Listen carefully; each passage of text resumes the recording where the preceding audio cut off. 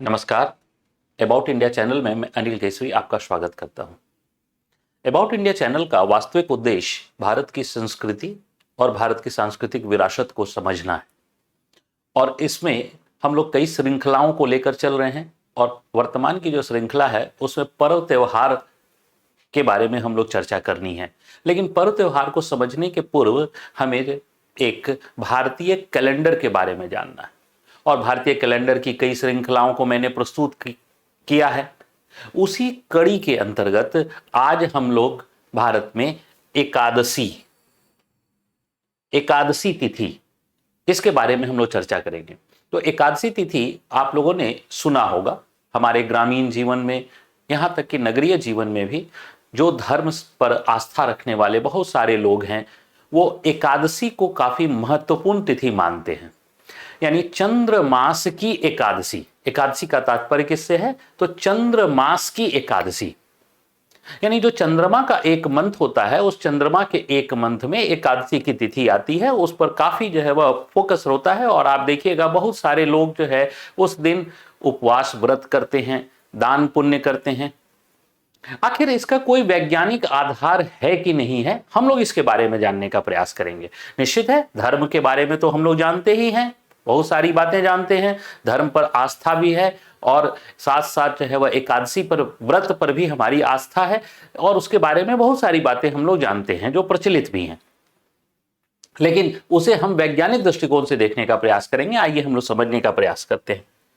पहले एकादशी जो है वह के बारे में आप समझिए कि अगर यह चंद्र मास में आता है, यह चंद्र मास में आता है तो चंद्र मास का मतलब है 29.5 दिन, और अगर 29.5 दिन है तो सामान्यतः एक चंद्रमास में जो है वह क्या होगा, 2 एकादशी होंगे। एक चंद्रमास में 2 एकादशी होंगे, एक शुक्ल पक्ष और एक कृष्ण पक्ष। शुक्ल पक्ष को हम लोग अंग्रेजी में वैक्सिंग स्टेज कहते हैं, जबकि कृष्ण पक्ष को हम लोग अंग्रेजी में वैनिंग स्टेज कहते हैं, यानी वैनिंग स्टेज ऑफ मून और ये वैक्सिंग स्टेज ऑफ मून। तो शुक्ल पक्ष में एक एकादशी और कृष्ण पक्ष में एक एकादशी, तो ऐसी स्थिति में जो है वह एक माह में 2 एकादशी, और ऐसी स्थिति में पूरे एक वर्ष में जो है वह कितना, तो 24 एकादशी।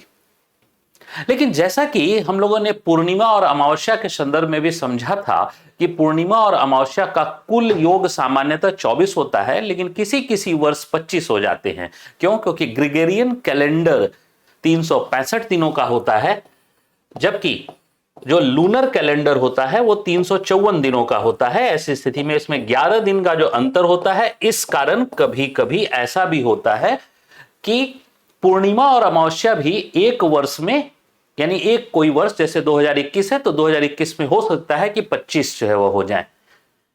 इसी प्रकार एकादशी भी वह 25 जो है वह की संख्या जो है वह हो सकती है, जैसा कि 2021 में भी एकादशी 25 होने जा रहा है। ठीक है। और अधिक मास, यानी जिस वर्ष में अधिक मास लगते हैं, जिसकी संकल्पना हम लोगों ने पहले बता दी है कि अधिक मास क्या होते हैं, जिसे हम लीप मंथ अंग्रेजी में कहते हैं, उसका एक सेपरेट वीडियो बना दिया है। उसमें एक वर्ष में 26 एकादशी जो है वह होते हैं। ठीक है। तो ये तो कुल संख्या के बारे में। अब एकादशी का व्रत जो है वह, एकादशी का व्रत सामान्यतः अगर धर्म के दृष्टिकोण से देखा जाए तो वह दरअसल विष्णु भगवान को समर्पित है, एकादशी का व्रत, और इसीलिए एकादशी को कहा जाता है हरि का दिन। एकादशी को हरि का दिन या हरि वासार कहा जाता है। और इस दिन जो है जितने भी धर्म परायण लोग हैं या धर्म में आस्था रखने वाले बहुत सारे लोग हैं जो उपवास करते हैं।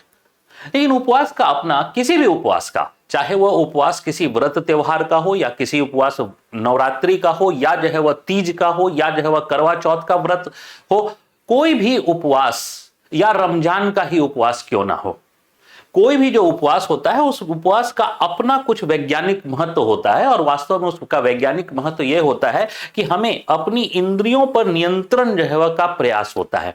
यानी बहुत सारे लोग जो उपवास करते हैं उन्हें क्या हासिल होता है वैज्ञानिक रूप से, तो कम से कम एक तो यह कहा जा सकता है कि अपनी इंद्रियों पर नियंत्रण जो है वह उन्हें बेहतर ढंग से हासिल होता है। क्यों? क्योंकि जो भूख या क्षुधा कहते हैं, हंगर जिसको कहते हैं, वह भी अपने आप में जो है वह एक हमारा जो है फीलिंग्स है, और उस फीलिंग्स पर नियंत्रण पाना जो है वह एक इंद्रियों पर नियंत्रण पाने की जैसा जो है वह है। और साथ साथ जो है इसका मानसिक शक्ति और मानसिक दृढ़ता का भी विकास होता है। यानी जो लोग उपवास करते हैं उनको सामान्य रूप से मानसिक शक्ति जो है वह उनकी अन्य की जो है वह तुलना में बेहतर होता है। ये इसका वैज्ञानिक महत्व है और इस पर कई रिसर्च भी आए हुए हैं। ये कोई ऐसा नहीं है कि केवल भारत में ही उपवास होते हैं, ऐसे उपवास जो है वह की परंपराएं भारत के अलावा हर जो है जगह होती है। हाँ, ये जो है जैसे अगर कहा जाए वेस्टर्न में, तो वेस्टर्न में जो है वो इसको नाम दे देते हैं कि भाई डाइटिंग पर है, आज हम जो है वह आज हमारा जो है वो फास्ट है। तो वहां पर उसका कोई धर्म का आधार नहीं है, लेकिन जो इस्लाम धर्म के लोग हैं वो जो है इसको रमजान के रूप में स्वीकार करते हैं, तो वहीं हिंदू धर्म के लोग जो है वह इसे नवरात्रि के रूप में, एकादशी के रूप में या अन्य व्रत त्योहार के रूप में, उपवास के रूप में स्वीकार करते हैं। चलिए, ये तो जो है वह इसका एक वैज्ञानिक आधार था। अब इसी के एकादशी को जो है वह हम लोगों को समझना है आखिर कि किस दिन एकादशी होती है और क्या होती है।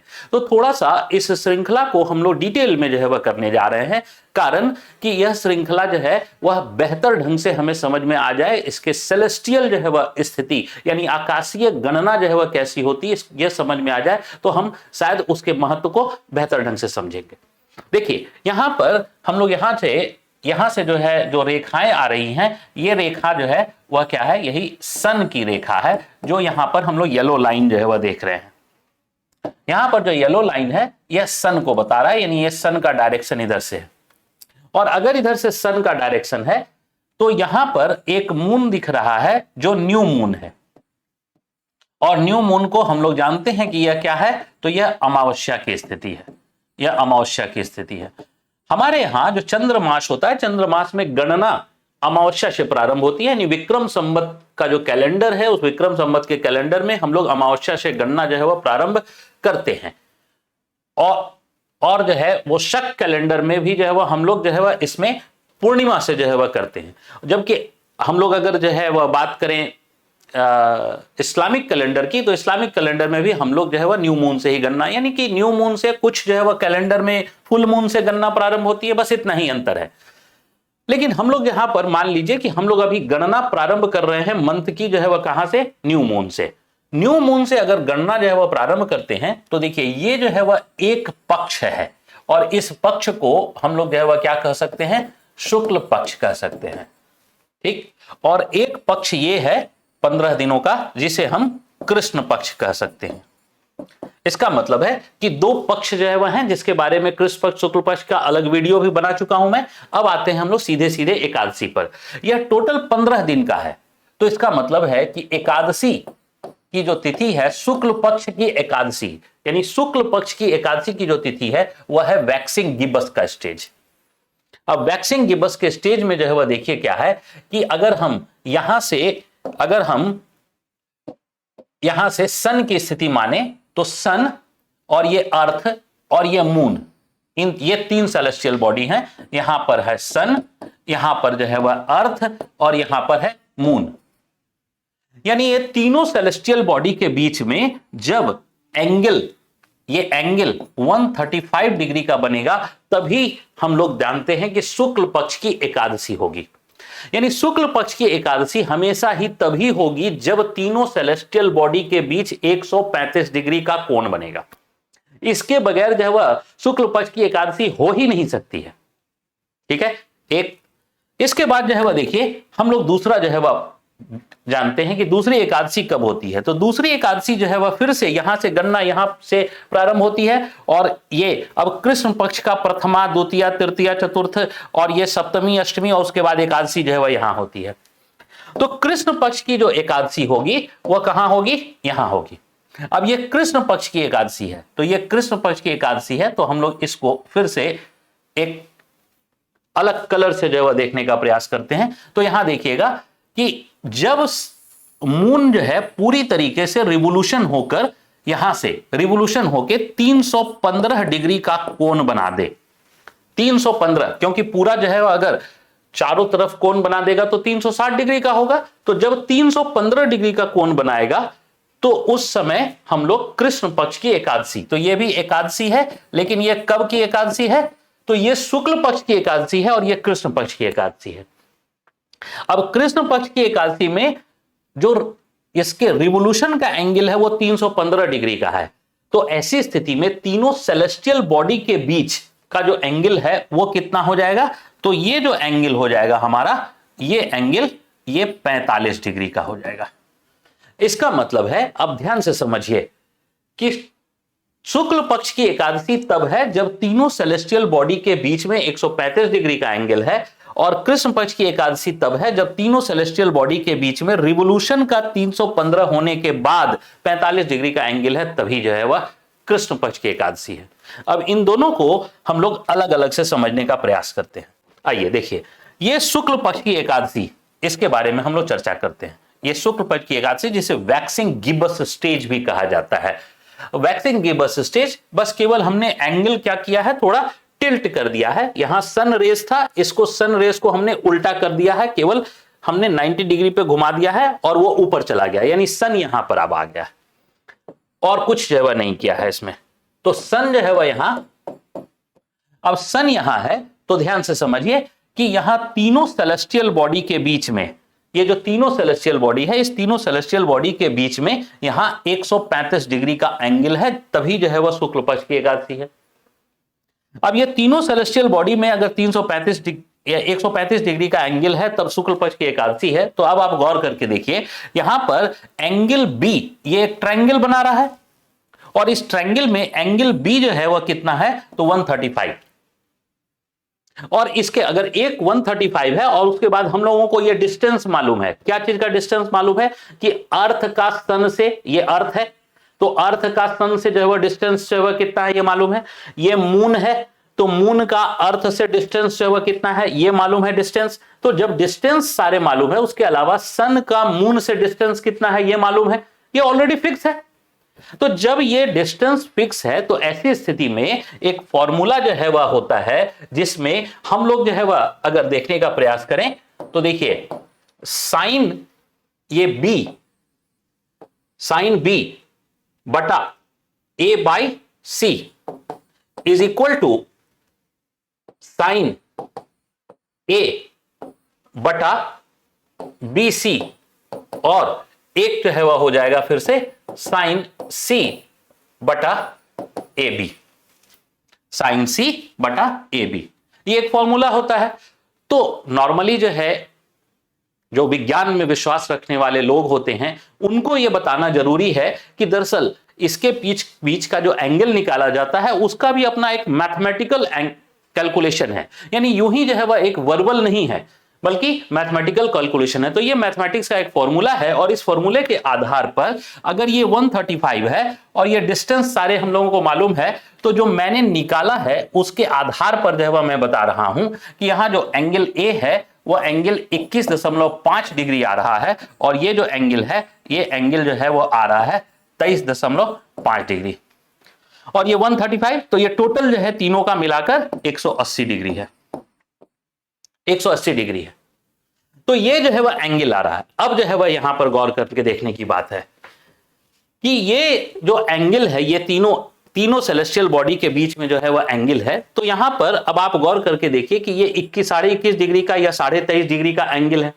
तो 21.5 या 23.5 डिग्री का जब एंगल जो है वह बनता है, तो ऐसी स्थिति में यह जो है वह बहुत छोटा एंगल है, और जब छोटा एंगल है तो angle of reflection, angle of reflection, angle of reflection जो है वह किस चीज का? तो ध्यान से समझिएगा कि इस चंद्रमा की अपनी तो कोई रोशनी है नहीं, तो यह जो है वह किसके लाइट को रिफ्लेक्ट करता है? तो सूर्य के लाइट को रिफ्लेक्ट करता है। तो सूर्य के लाइट को रिफ्लेक्ट करता है, तो हमें एंगल ऑफ रिफ्लेक्शन जानना होगा। तो एंगल ऑफ रिफ्लेक्शन जो होगा इसका, यानी ये सूर्य का लाइट जो रिफ्लेक्ट करेगा पृथ्वी पर, तो वह कितना जो है वह रिफ्लेक्ट करेगा। तो इसका जो एंगल ऑफ रिफ्लेक्शन होगा वो लगभग जो है वह मान के चलिए कि ये जो होता है, ये 23 है या 21 है, इसका जो है वह क्या होगा? आधा हो जाएगा। क्यों? क्योंकि वो एंगल ऑफ इंसिडेंस पर डिपेंड करता है, और एंगल ऑफ इंसिडेंस पर डिपेंड करता है, तो ये लगभग इसका आधा हो जाएगा। यानी ये मान के चलिए कि लगभग 12 डिग्री के आसपास जो है वह एंगल ऑफ रिफ्लेक्शन जो है वह आएगा। और जब एंगल ऑफ रिफ्लेक्शन 12 डिग्री हो तो इसका मतलब क्या है कि ऐसी स्थिति में मून के साथ जो है वह क्या होगा कि यहां टोटल रिफ्लेक्शन, जो टोटल जो है वह रिफ्लेक्शन की बात करते हैं हम लोग, जो है वह जो है वह बनेगा। अब टोटल रिफ्लेक्शन जो है वह कहां जो है वह बनता है, टोटल रिफ्लेक्शन जो है वह कहां बनता है, तो टोटल रिफ्लेक्शन जो है वह हम लोग जो है वह जो देखते हैं वो डायमंड के केस में देखते हैं कि डायमंड का जो कटिंग जो है वह होता है वह इतना ज्यादा होता है कि वह आंतरिक रूप से एक जो है वह रिफ्लेक्शन जो है वह कर लेता है, और आंतरिक रूप से जब रिफ्लेक्शन करने लगता है तो ऐसी स्थिति में वह ज्यादा चमकदार हो जाता है। तो ठीक चंद्रमा के साथ भी जो है जो एंगल ऑफ इंसिडेंस जो है वो 12 डिग्री के आसपास जो बन रहा है, उसकी वजह से यहां टोटल इंटरनल रिफ्लेक्शन वह इतना ज्यादा जो है वह हो जाएगा कि वह जो है ज्यादा चमकदार हो जाएगा। इसका मतलब है कि एकादशी के दिन, जिस एकादशी के दिन की बात हम लोग ये करें, इस एकादशी के दिन चंद्रमा जो है वह अधिक चमकदार होगा एज कंपेयर टू अदर जो है वह या सप्तमी अष्टमी या जो है वह अन्य जो है वह स्थिति, या जो है वह दशमी की स्थिति की बात करें या द्वादशी की स्थिति की बात करें, उनके मुकाबले एकादशी जो है वह ज्यादा चमकदार होगा, क्योंकि उस दिन टोटल इंटरनल रिफ्लेक्शन जो है वह ज्यादा होने लगेगा। तो ऐसी स्थिति में क्या होगा कि ये जो है वह ये हमारा जो है वह एकादशी, जिसे हम शुक्ल पक्ष की एकादशी कह रहे हैं, उस शुक्ल पक्ष की एकादशी के तिथि का यह जो है वह एक्चुअल व्यू है, शुक्ल पक्ष की एकादशी का यह एक्चुअल व्यू है। तो यह चंद्रमा अधिक चमकदार जो है वह दिखाई देने लगेगा, और जब चमकदार अधिक दिखाई देने लगेगा तो निश्चित है कि पृथ्वी पर रात्रि में प्रकाश ज्यादा जो है वह होंगे। अब ध्यान से समझिए कि जिस समय बिजली आदि का विकास नहीं हुआ था तो निश्चित है कि चंद्रमा का प्रकाश हमारे जीवन में ज्यादा महत्वपूर्ण भूमिका निभा रहा था। आज उसका महत्व कम हुआ है, हालांकि ग्रामीण जीवन में अब भी बना हुआ है, इसलिए इस एकादशी का महत्व जो है वह अधिक जो है वह देखा गया, और खास करके शुक्ल पक्ष की एकादशी का अधिक महत्व देखा गया। ठीक इसी प्रकार जो है अगर हम अब कृष्ण पक्ष की एकादशी की चर्चा करते हैं, तो कृष्ण पक्ष के एकादशी की चर्चा अगर हम करें तो कृष्ण, ये जो हम वैनिंग क्रिसेंट स्टेज कहते हैं, इस वैनिंग क्रिसेंट स्टेज में यहां पर सन की स्थिति है, और देखिए यहां अर्थ की स्थिति है और यह मून की स्थिति है। तो निश्चित है कि चंद्रमा का अपना प्रकाश है नहीं, तो यह जो है वह किसका लाइट को रिफ्लेक्ट करेगा, तो वह लाइट को रिफ्लेक्ट करेगा जो है वह सूर्य के लाइट को रिफ्लेक्ट करेगा, और जब सूर्य के लाइट को रिफ्लेक्ट करेगा तो इसके जो है वह एंगल भी हमें निकालने होंगे। तो यहां जो एंगल है, ये एंगल जैसा कि मैंने पहले ही बताया था कि जब जो है हम लोग यहां कृष्ण पक्ष की एकादशी देखेंगे तो तीनों सेलेस्टियल बॉडी के बीच में 45 डिग्री का एंगल है, तो यहां पर भी जो है वह जो तीनों सेलेस्टियल बॉडी हैं उसके बीच में ये 45 डिग्री का एंगल है, और यहां पर ये सब एंगल जो निकालेंगे तो ये लगभग जो है वो उसी फॉर्मूले के आधार पर निकालेंगे, तो ये लगभग 71 डिग्री के आसपास जो आता है, और ये लगभग 64 डिग्री के आसपास एंगल आता है, और 64 डिग्री के आसपास 71। लेकिन इस समय जो है वह क्या होगा कि इस समय हम internal reflection, total internal reflection नहीं देखेंगे। क्यों नहीं देखेंगे? क्योंकि एंगल बड़ा हो गया, और टोटल इंटरनल रिफ्लेक्शन तभी होता है जब जो है वो एंगल छोटा होता है, जैसा कि हमने जो है वो शुक्ल पक्ष की एकादशी में जो है वो देखा था। इसलिए कृष्ण पक्ष की जो एकादशी होगी, कृष्ण पक्ष की एकादशी में चांद जो है वह बिल्कुल छोटा सा दिखाई देगा, तो ये कृष्ण पक्ष की एकादशी का जो है वह ये एक्चुअल व्यू कृष्ण पक्ष की एकादशी का, कृष्ण पक्ष एकादशी। लेकिन इसका भी अपना महत्व है, कृष्ण पक्ष की एकादशी का भी अपना महत्व है। क्यों? क्योंकि जितना चांद दिख रहा है वह जो है वह अधिक प्रकाशमान है, जितना चांद दिख रहा है वह प्रकाशमान है, तो यह प्रकाशमान है, और दरअसल यह इसके बाद जो है वो चंद्रमा का प्रभाव जो है वो वास्तव में कम होने लगता है, और बहुत ही अधिक कम हो जाता है। आप इसको जो है वह फिर से हम लोग यहां से समझें कि एकादशी के बाद जो है जो तिथि आती है वो द्वादशी, त्रयोदशी, चतुर्दशी, और उसके बाद जो है वह अमावस्या, तो इसके बाद इसका चंद्रमा का प्रकाश है वो बहुत ही कम हो जाता है। तो ये अंतिम तिथि है जब जो है वह चंद्रमा का प्रकाश इतना विजिबल होता है कि रात्रि में व्यक्ति कोई काम कर सकता है। इसलिए इस एकादशी का भी जो है वह अपना महत्व है। तो इसलिए शुक्ल पक्ष की एकादशी और कृष्ण पक्ष की एकादशी, इसका जो कुछ साइंटिफिक बेस है, वो साइंटिफिक बेस जो है वह इसी प्रकार है, और शायद इस साइंटिफिक बेस को जो है वो समझा गया था। इसीलिए एकादशी के महत्व को हमारे जो है वह धर्म के अंदर या हमारे संस्कृति के अंदर जो है वह काफी महत्व दिया गया, और आज भी एकादशी का महत्व है। हालांकि एकादशी के महत्व के पीछे ये जो सेलेस्टियल बॉडी की जो गणना है यह कहीं गुम हो गई है, और निश्चित तौर पर अब जो है वह विष्णु भगवान की उपासना और उससे जो अच्छा जो है वह फल प्राप्त है वह ज्यादा प्रभावी हो गया है, और सेलेस्टियल बॉडी की गणना कम हो गई है। लेकिन हम लोग को जो है वह इस सांस्कृतिक यात्रा में उसको तर्क से ही समझना है, उसको विज्ञान से ही समझना है, और इसी कड़ी में यह जो है वह इसकी प्रस्तुति थी। तो अगली कड़ी में फिर से हम लोग जो है वह नए जो है वह कैलेंडर के नए, चंद्रमा के नए जो है वह स्थिति के बारे में चर्चा करने जा रहे हैं, और वह होगा हमारा जो है ईद का चांद। ईद के चांद के बारे में हम लोग चर्चा करेंगे अगले, इसके बाद वाले एपिसोड के अंतर्गत। तब तक के लिए धन्यवाद, थैंक यू, नमस्कार, जय हिंद।